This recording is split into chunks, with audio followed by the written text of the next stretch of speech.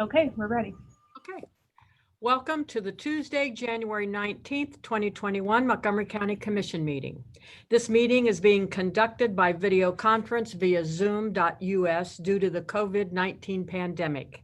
This meeting will be live streamed on the county's Facebook page at Montgomery County, will be available on local public access television, DATV, and will be posted on the county's website at www.mcohio.org per guidelines approved by House Bill 197 and extended by House Bill 404. Madam Clerk? Commissioner Rice, Here. Commissioner Lieberman, Here. Commissioner Dodge. Here. County Engineer? Good afternoon, Commissioners, Administrator, ladies and gentlemen. We have just two items today on the agenda. The first is Resolution number 2145 to advertise for the Philadelphia Drive and Marquee Road Culvert Rehabilitation Project in Harrison Township at an estimated cost of $950,000. And 46 is to accept the performance bond and subdivider's contract for the Aberdeen subdivision Medler Road improvements in Miami Township in the amount of $87,191.37. I move for approval. I second. All those in favor? Aye. County Sheriff? Thank you, Commissioners. Under the County Sheriff, we have Resolution 47, authorizing an agreement with Permitium LLC for a user license agreement for online weapons permit applications through January 19th, 2022. This is for the credit card system for the conceal and carry licensing and fingerprinting. I move for approval. Second.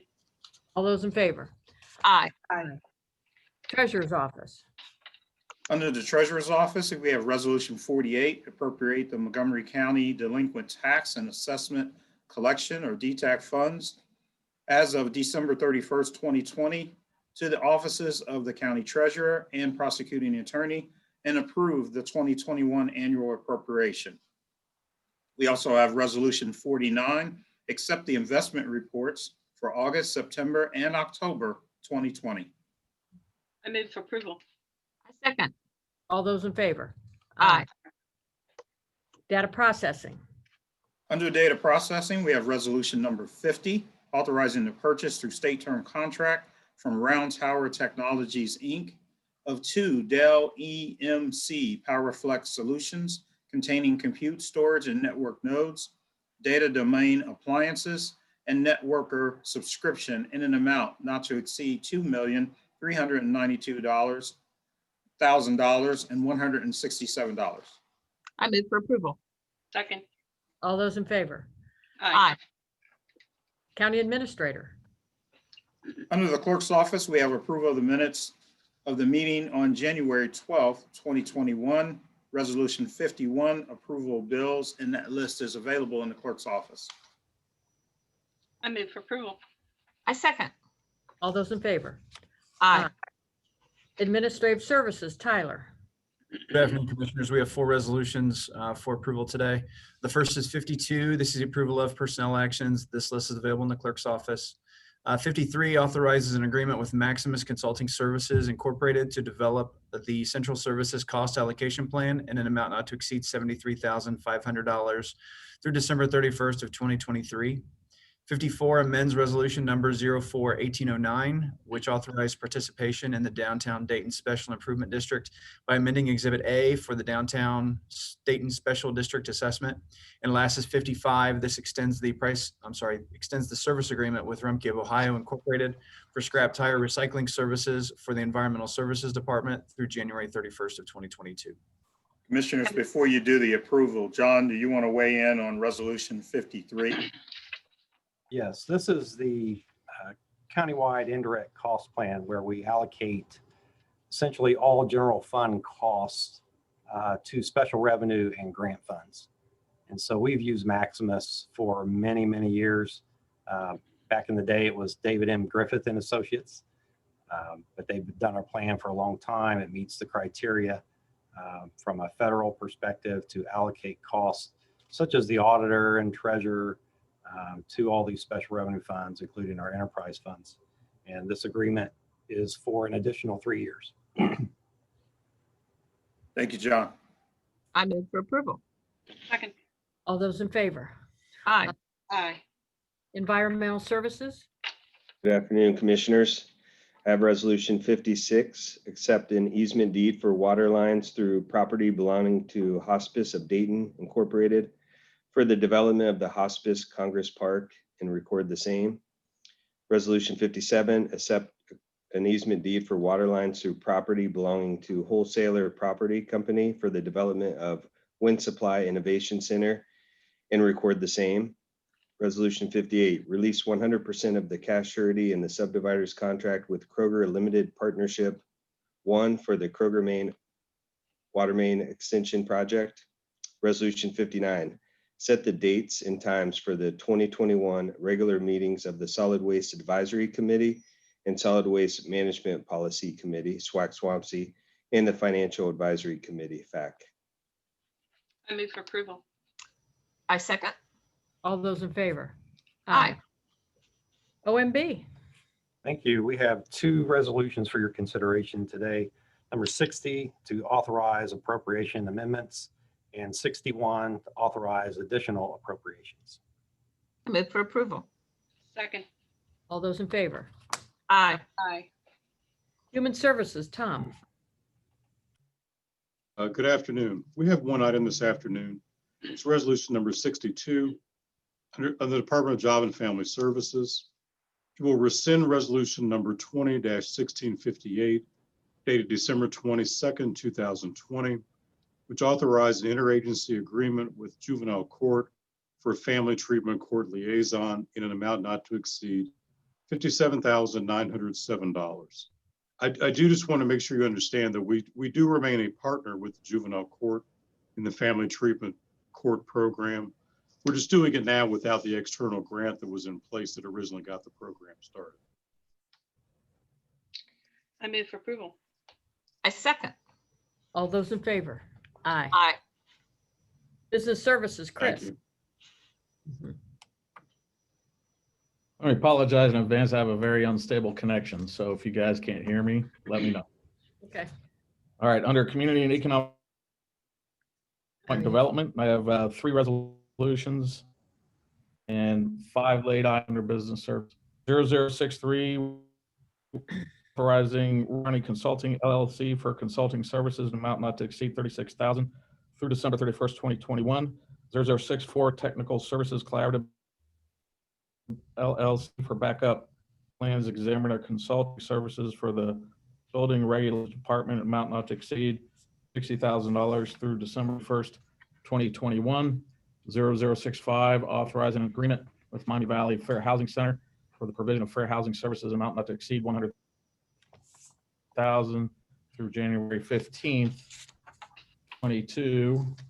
And under Business Services, I have 0069, amending Resolution 20-0581, which authorized the establishment of the Office of the CARES Act by extending the evaluation of closure date per the Consolidated Appropriations Act 2021, and extend the dates of various CARES Act grant programs through December 31st, 2021, pursuant to Consolidated Appropriations Act of 2021, 210070 CARES Agricultural Grant Program, 0071 CARES Education Grant Program, 007 CARES Nonprofit Grant Program, and 0073 CARES Small Business Grant Program. I move for approval. Second. All those in favor? Aye. Commissioners, these resolutions Chris just read, they basically give us the ability to let our subrecipient or grantees know that the CARES Act has been extended to 12/31. That's all those resolutions do. It doesn't actually extend the program. It doesn't actually extend the funding. It just lets them know they have till the end of the year to spend the existing funding they have. Michael, are we going to send all of them a letter? I don't know if we'll do a letter. We'll probably just do a mass communication to them. We have their communication via email or phone. So Okay. we'll just communicate. We wanted to get your approval first. Okay, thanks. I move for approval. Oh, we already did, didn't we? Yeah, never mind. Now we're on Soil and Water Conservation District. Is Ed on? Ed's not on, Commissioner. I'll do the reading for you. Okay. Soil and Water Conservation District, Resolution 66, approved the construction of the North Clayton Road Group Drainage Project located in Section 26 of Perry Township with an estimated construction cost of $103,437.50 with a 10% contingency added, totaling $113,107.40. I move for approval. I second. All those in favor? Aye. Aye. Under County Commissioners, 21-0067, reappoint Michelle Collins, Mayor of the City of Miamisburg, and Brooks Compton, Mayor of the City of Centerville, to the Solid Waste Advisory Committee, SWAC, and the Solid Waste Management Policy Committee, SWAMPC, through December 31st, 2022. And 21-0068, reappoint Steve Wolf, Clay Township Trustee, and Roy Mann, Jefferson Township Trustee, to SWAC and SWAMPC through December 31st, 2022. I move for approval. Second. All those in favor? Aye. Aye. Okay, comments by County Administrator. Thank you, Commissioner.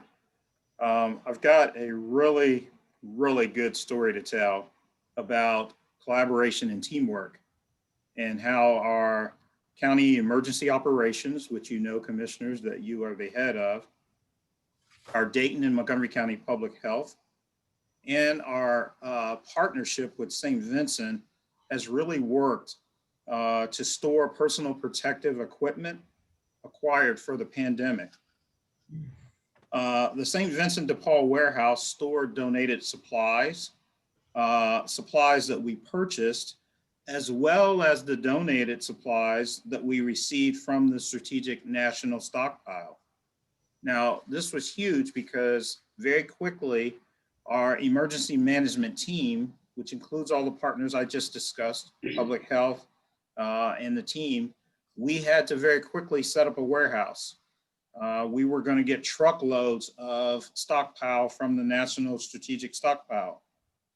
So in an agreement with St. Vincent to store the supplies in the warehouse, the EOC very quickly established an inventory system. And we were able to track the supplies that we received. And then public health created an electronic inventory request form. This allowed all of the medical providers in the Miami Valley in our community to be able to congregate care facilities and to request supplies. Now, public health would then prioritize these requests for supplies, send the information to the EOC, who would then put the supplies together and have them ready for pickup at the warehouse. Now, often we were able to fulfill the request in the same day. And this was pretty big because, as you can see from the pics, we had a lot of supplies. Receiving inventory, and dispatching supplies has truly been a team effort.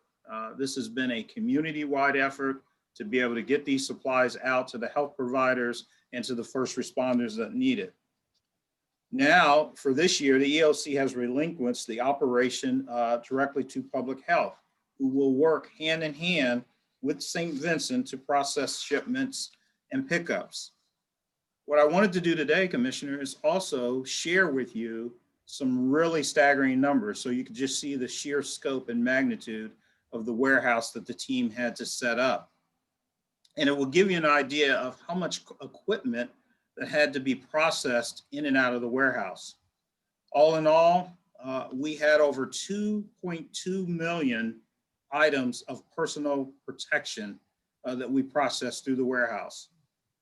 There were over 1,300 orders processed last year. Some of the popular items included our gloves, 1.1 million, masks at 566,000, N95 equipment and masks at 268,000, and gowns at 123,000. This again has been an ongoing county effort, and we expect that we will continue this partnership through 2021, and our first shipment from the state is expected to arrive tomorrow.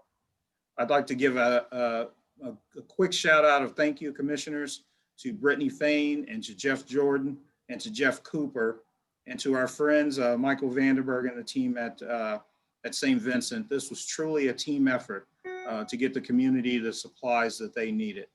Thank you, commissioners. Thank you. Well, this is great, and it really has been, as you said, Michael, amazing and a great team effort. And you know, we do have to thank Brittany Fain again and her emergency management team. You know, I know that she only worked here for just about a month, and then COVID hit us, and now she's really had to think fast on her feet, because I'm sure this has just been a whirlwind. But Commissioners, we hired a risk and safety person right when we needed one. Yeah. boy, that's right. But she's just done a fantastic job along with her team. And, you know, public health, they've always been a close partner of ours, and they've had an enormous task to undertake. I know that we're still in the thick of the pandemic, but I want to thank them and our partners at St. Vincent de Paul for doing everything they could and do today still to keep us safe. Commissioners, did you have anything you wanted to add? I would just echo everything you're saying.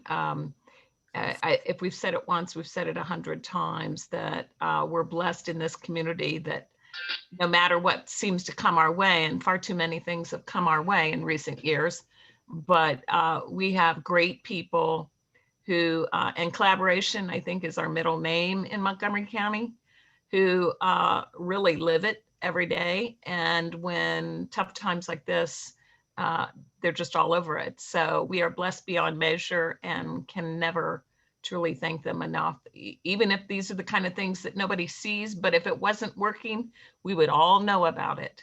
So the fact that people are getting what they need when they need it is the greatest compliment of all to those who are so dedicated. Yeah, and it was just great how quickly it came together. And the fact that we had the storage space at St. Vincent de Paul, it just all really worked well together. So it's, you know, unfortunately, it's going to continue for a while, but it's so great to know that we have great partners out there. So I want to add on kind of a happy note, this morning, the three commissioners went to Centerville, Carolyn's home. Not at Carolyn's home, but in Centerville at the police station there. And it's one of the few, very few events that the three of us have done, you know, outside of a few county events that we've had, ribbon cuttings and groundbreakings and things like that. But we did our annual, along with our county auditor, Carl Keith, we did our annual Top Dog press conference. And what they do is every year it alternates between CICSA and Humane Society. And today, this year was the Humane Society that gets the benefit of the auction for the number 1, number 2, and number 3 dog, and that's Murdoch. And Murdoch this morning was quite a sweetheart. He his owner is Teresa Huber, and he was just walking around. He didn't even need, she said he doesn't even need his mommy, and he was the boss there. Well, he has been top dog 3 times, and help me out, commissioners, I think she said second dog twice. Yeah.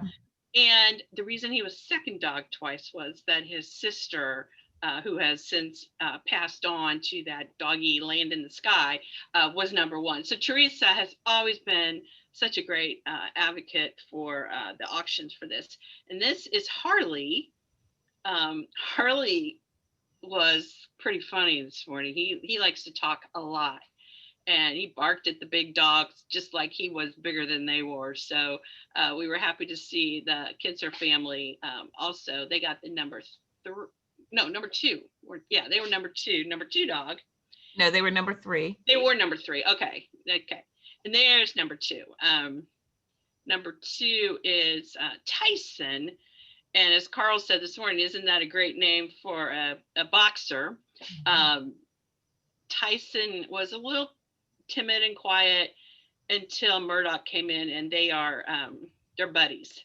So it was so nice. Of course, it was a huge room and there were maybe 10 of us in there. So we were very socially distanced, but it's so great to see every year these dogs who get the number 1, number 2, and number 3 tag. And the reason we bring this and make a big deal out of it is because we want to make sure that people are getting their dog tags right now. It's dog tag season. And, dog licenses are so important. We say this every year. Judy and I were talking about this yesterday. We could read the scripts in our sleep practically, what we say about it. But dog tags, dog licenses are truly our dog's ticket home. And if they have their tag on, and it's important they keep their collars on, but if they have their tag on for whatever reason, that they get out of the house, they get lost, they jump out of a car and take off, those tags really help us get them home. And people can look up, if the tag's on the dog, they can actually go to the website and look up the tag number. And so they don't even have to call our Animal Resource Center. Although we do encourage people to call the Animal Resource Center when that happens. But, we connected, this was an incredible number, 900 dogs in the last year who were lost or just temporarily away from home. But, we want to connect dogs with their owners immediately. But the best way to do it is to make sure that they're licensed. So, now's the time to get your license. And the great thing is you can do it online, very simple. Those top 3 dogs all got beautiful heart tags. You don't have to buy the heart tag, but there's a couple different kind of tags you can buy. You can buy the standard, or you can buy the bone, or you can buy the heart. And Deb has put up there the way you do it. You just go government, elected officials, then auditor, and click on dog licenses, and there you go. It's very simple. And it really is easy to purchase dog licenses online, and I tried it right before we got on today. You go to our website address, www.mcohio.org/dogs, and it'll be right there. So that's an easy way to find it too. And I think Carl Keith indicated that there have been about 15,000 people have already renewed online. So it is really a popular way to go. And I'll just make mention that there have been some scammers. I don't know that they're locally, but they wanted us to make sure that there are some scammers posing as official dog licensing sites. So make sure you go to our website. Don't go to any others, because we don't want anyone to become a victim of those scams. So changing gears a little bit, yesterday was Martin Luther King Jr. Day. And as we all know, on this holiday, we take the day to celebrate King's life and achievements. And it is true that the pandemic has limited many of the celebrations and volunteer projects, but there were events available locally. And I have to tell you, I took advantage of a lot of events online. And also the volunteer project dropping off food, it was contactless. So there were many ways that you could get involved, but regardless, I think that this day, it's important to every year take time to reflect on the truly phenomenal leader that Dr. King was, and the inspiration that his words still have to us today. His commitment to nonviolence and standing up for the causes that he believed in, I'm telling you, they're still so compelling. And you've got a quote up in front of you right now that, given all that's happened this year, especially, I don't know about you, but I just felt like his words meant even more to me. And, you know, tomorrow, our nation will see Kamala Harris be sworn in as the first woman and woman of color to serve as the Vice President of the United States, which is a truly historic moment. So undoubtedly, we have made progress, but I don't have to go into the details, but we all know we still have very far to go. Earlier this month, some of the activities at the Capitol only point out of how far we have to go. So I really, in my reflection, you know, got to hear his speech when he accepted the Nobel Peace Prize, and also saw on the Smithsonian, they had the last speech he ever gave the night before, where he talks about he wasn't afraid and that he's been to the mountaintop and will get to the promised land. And, you know, locally, you know, we've made racism is, you know, a public health issue. It's a crisis. So I hope all of us have had time yesterday to really think, what can we do? I think that's what that day is all about, is that his words and his ideas are as relevant today as they ever were, in some ways even more so. And that it speaks to me that this isn't just a day, it's a day to be taken very seriously. And so, you know, I just think that leaders like this are what we reach for in times to help us go forward and do all the right things.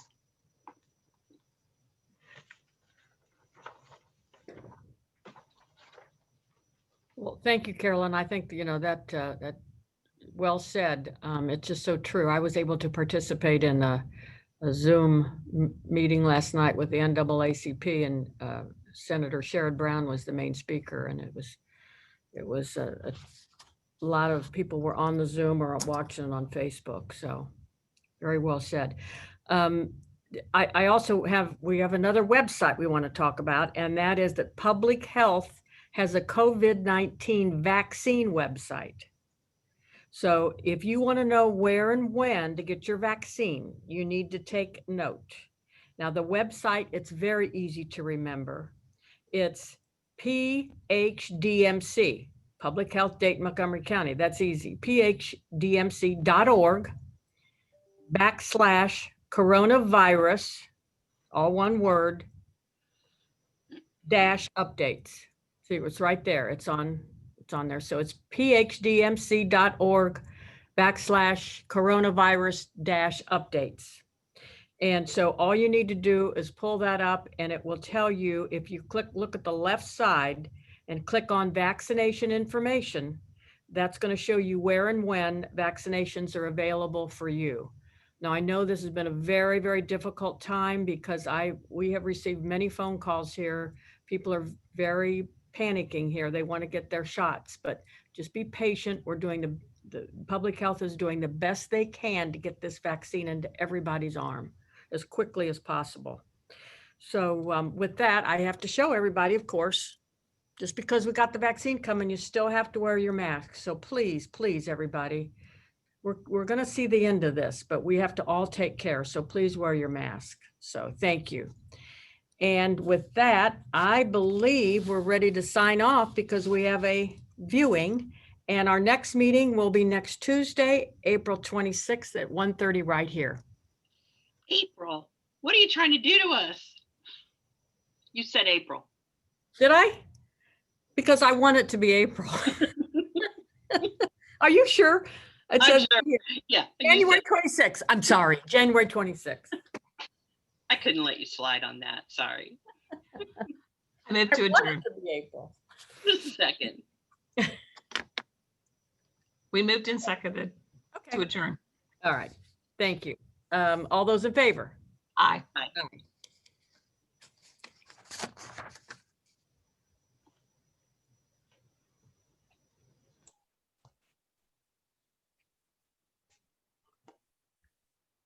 Okay, are we going now into the, Into the We're viewing. ready. okay, all right. Okay, So- go ahead. As soon as we get our screen shared. All right, Emily, you okay if I do that now? Go ahead. All right. So today we're having a viewing for the Peters Pike and Lower Miamisburg Road culvert replacements. Today's a viewing. This is for the benefit of the commissioners. Next week at the same time, we'll have a hearing, at which time the public will be able to comment on the project. So Joe Dura is our project manager and we'll be doing the presentation today. Thank you, Paul. Commissioners. Emily, can I get confirmation everyone can see my screen? Yes. Yep. Thank you very much. Yep. So this is again the viewing for the Peters Pike and Lower Miamisburg Culvert Replacement Project. I'm Joseph Dura and I'm the project manager for this project. This project involves replacing two culverts on two different roads. First road I'll talk about is Peters Pike. This particular culvert on Peters Pike is located between I-70 and the Little York Road up in Butler Township.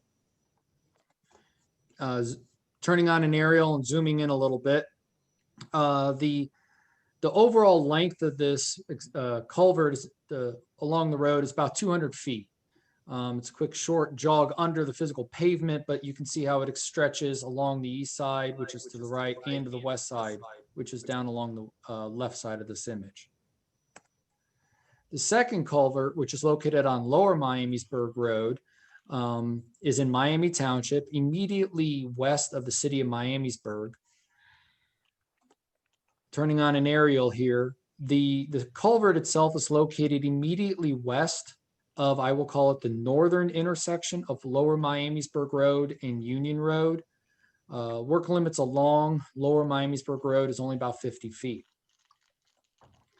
So the scope of the project, both culverts will be replaced. The Peters Pike culvert will be replaced on a new alignment. It will be relocated under where it crosses Peters Pike. And we will also extend the limits of the culvert, specifically on the east side, to provide safety grading along the roadway.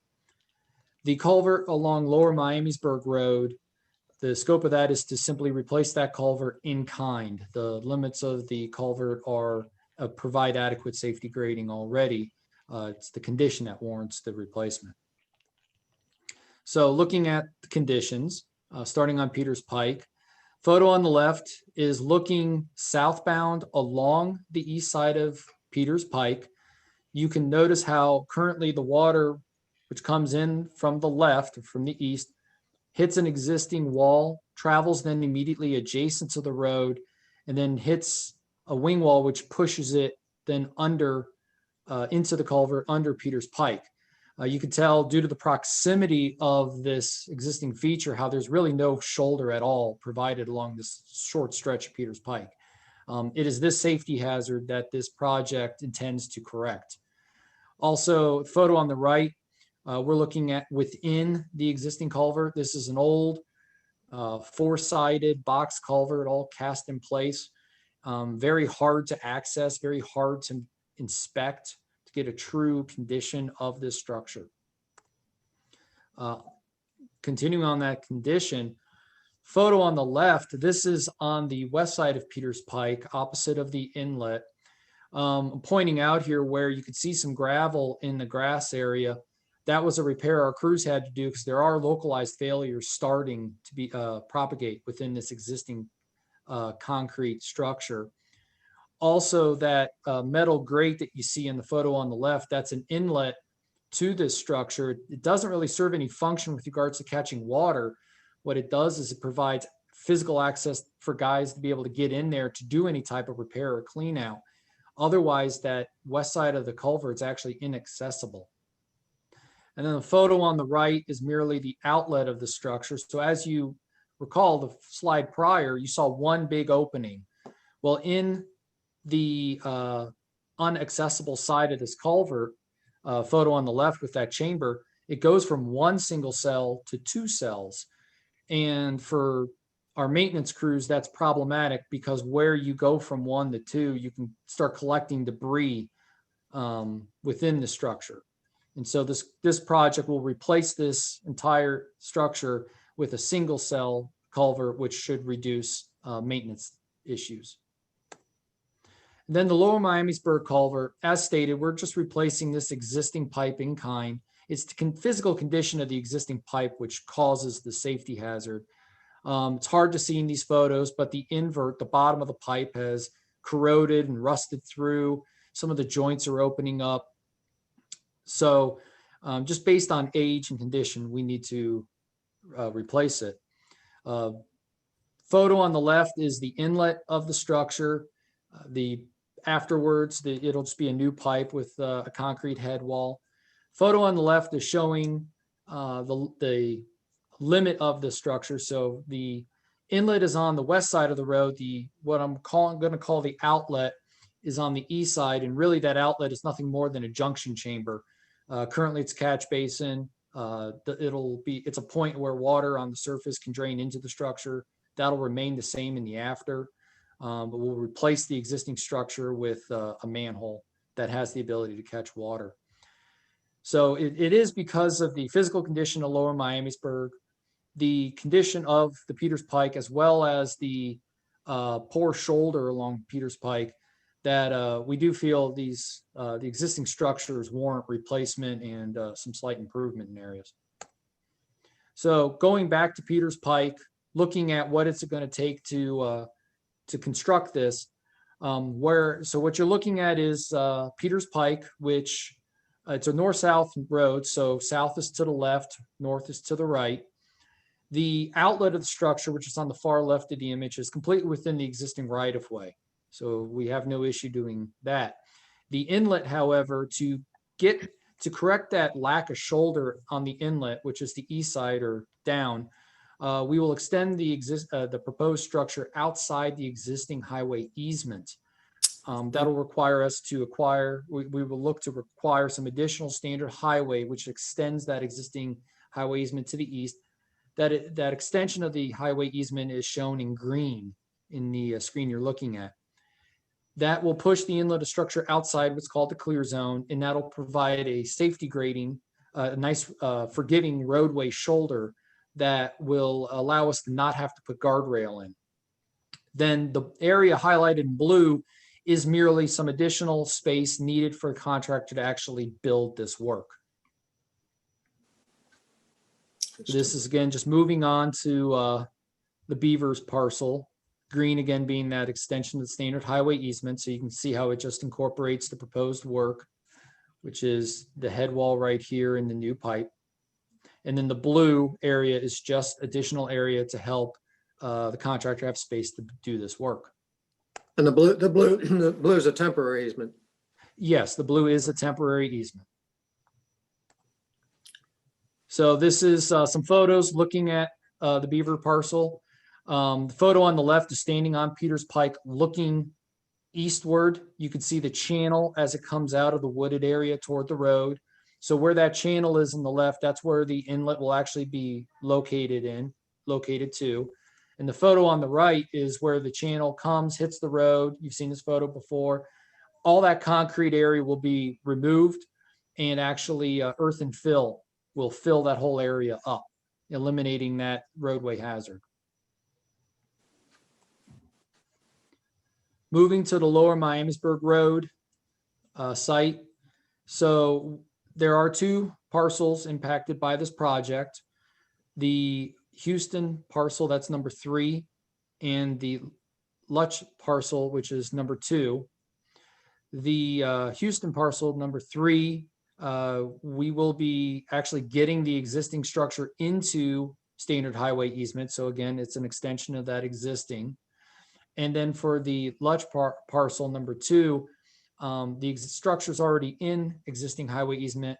We'll just need some additional space to do the work. So that'll strictly be temporary. So again, temporary is blue, standard highway is the green. Starting with parcel 2, this is, again, we're needing temporary easement for physical work to be able to access the existing culvert. Photo of the Lutch parcel. The two bushes unfortunately will be impacted. This culvert is relatively deep, it's about 10 feet down. And for safety for OSHA to be able to open that up for the trenches, we'll need to have some space there. And just due to the proximity, the bushes will be impacted. Parcel 3 is the Houston parcel. We will be extending existing highway easement to be able to get the existing structure within those easements. The location of the culvert itself will actually not change. Like I said before, it is an in-kind replacement. So this is a photo of the Houston parcel, the area on top. Currently, it's a gravel shoulder, which has been used over time by vehicles parking. Overall project costs, the design is in-house. The cost of these permanent and temporary right-of-way, it will be determined by a real estate appraiser that county will hire later. And then the construction of these two culverts, the total is estimated to be roughly $200,000. So for the schedule, we anticipate the design is complete. We're now entering into the right-of-way portion of the project. We anticipate advertising the project in July and having a contract executed in August with work to begin immediately thereafter. Peters Pike and Lower Miamisburg Road will require closure to do this work. We anticipate Peters Pike to be closed for approximately 4 weeks and Lower Miamisburg to be closed for approximately 3 weeks. For those closures, starting up at Peters Pike, the detour for Peters Pike coming from the south will be along Little York Road to North Dixie Drive to Stone Quarry back to Peters Pike. And if you're heading southbound, it'll just be the reverse. For Lower Miamisburg Road, if you're coming from the south along, it'll actually be Union Road. You'll come to the southern intersection of Union and Lower Miamisburg Road. You'll head west to Jamaica Road, north to State Route 725, back to Union Road, and then south to Lower Miamisburg Road, or however it's, because of the two roads, it gets, depending on where you're going, you could take two different routes. And with that, I'll open it up to any questions. Don't have any. Well done. Thank you. Thank you, Joe. Okay, a quick question. Are you gonna like put signs up like Peters and Little York and Stone Quarry about ahead of time, just that, effective whatever date you start? 'Cause Yes, I go we down will- there a lot. That's my stomping ground, so. We require the contractor to install advance warning signs of the upcoming closure. We do our best to try to get at least 3 weeks advance notice posted with signs for northbound and southbound on Peters Pike. Let's say eastbound, westbound for Lower Miamisburg Road. The signs will be physically located at the point of closure. Okay, Should we put one at your house, Judy? yes, please. Oh, you know what dawned on me? That's not by the little store, Girardi's place, is it? I mean, It's you north of this north way. of Little York Road. It's just north of it. Okay, all right. You can still get there easily, Commissioner. Just Pardon? zip it over. I said you can still get there easily. Yep. Oh, I love that little store. I do too. I do too. Okay. As long as I'm happy, then everybody should be happy. Exactly. We're all happy. Okay, well, good. Is there anything else? Nope. No, Bye, ma'am. guys. See you next time. Yep. Have a good week. Yep. See you next week. Okay, thank you. Bye-bye. Bye.